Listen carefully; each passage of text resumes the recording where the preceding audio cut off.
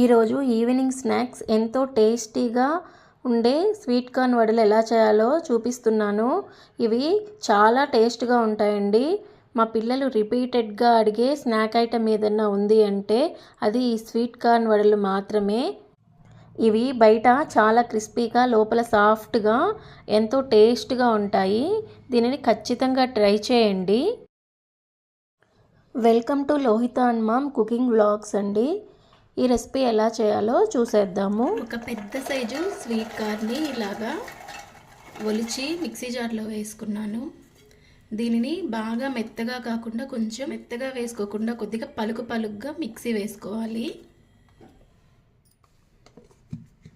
చూడండి, ఇలా మిక్సీ పట్టుకోవాలి. చూడండి, కొన్ని గింజలుగా ఉన్నాయి, కొన్నేమో బరకగా గ్రైండ్ అయ్యాయి. ఇలా మిక్సీ వేసుకోవాలి. మరీ సాఫ్ట్గా వేసుకుంటే ఇందులో నుంచి వాటర్ దిగిపోతుంది బాగా, అందుకని కొద్దిగా బరకగానే వేసుకోవాలి. దీన్ని ఇప్పుడు ఒక గిన్నెలోకి తీసుకుందాము.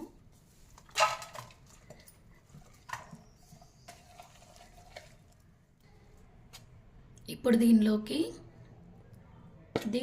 4 టేబుల్ స్పూన్ల శనగపిండి వేస్తున్నాను. చూడండి, 4 టేబుల్ స్పూన్ల శనగపిండి వేసాను దీంతో. అలాగే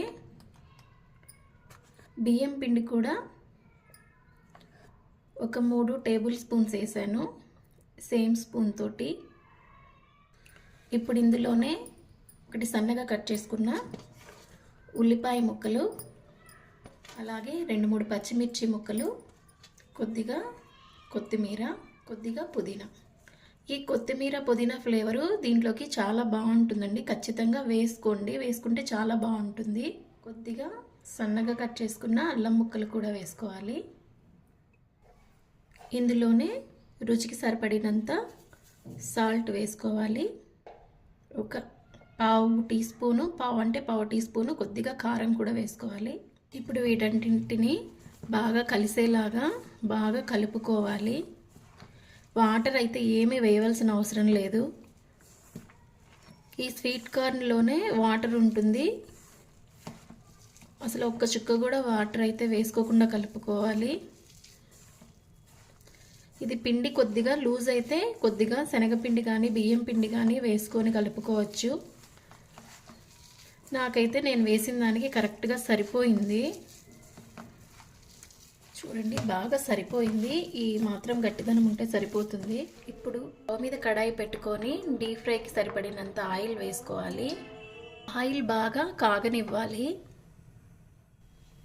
ఆయిల్ వేడెక్కిందండి. ఇప్పుడు మంటని మీడియం ఫ్లేమ్లోకి అడ్జస్ట్ చేసుకొని ఇలాగ పిండిని చేతిలో వత్తుకోవాలి. మరీ పల్చగా ఉండకుండా మరీ లావుగా ఉండకుండా ఇలా వత్తుకోవాలి.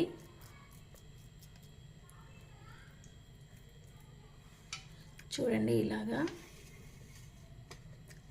ఇప్పుడు దీనిని ఆయిల్లో వేసుకోవాలి.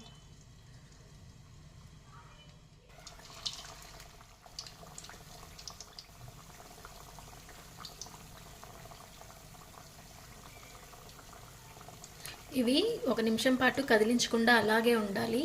1 నిమిషం తర్వాత అటు ఇటు తిప్పుకుంటూ గోల్డెన్ బ్రౌన్ కలర్ వచ్చే వరకు వేయించుకోవాలి. అప్పుడే కానీ కదిలిస్తే అది విరిగిపోయే ఛాన్స్ ఉంటుంది. కాబట్టి అది 1 నిమిషం పాటు కాలిన తర్వాత మాత్రమే అటు ఇటు తిప్పుకుంటూ ఎర్రగా కాలే వరకు వేయించుకోవాలి. 1 నిమిషం కాలిన తర్వాత అది ఈజీగా వచ్చేస్తుంది. ఇలా పైకి తేలిన తర్వాత దానిని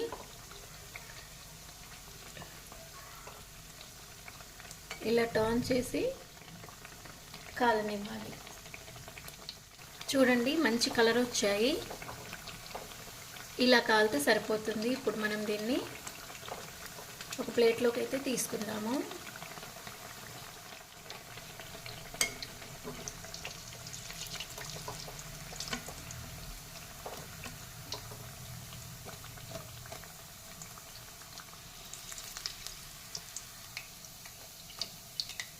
చూడండి, ఎంత మంచి కలర్ వచ్చాయో.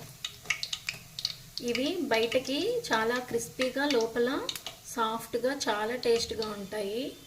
పిల్లలు కూడా చాలా ఇష్టంగా తింటారు. చూడండి ఎంత బాగా వచ్చాయో. మిగిలిన పిండిని కూడా ఇలాగే చేసుకోవాలి.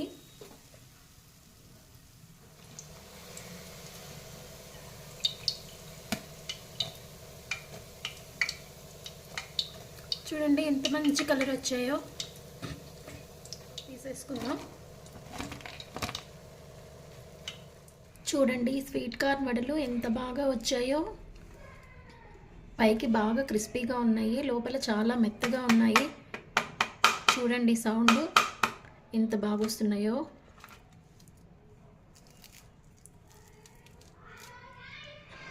చూడండి,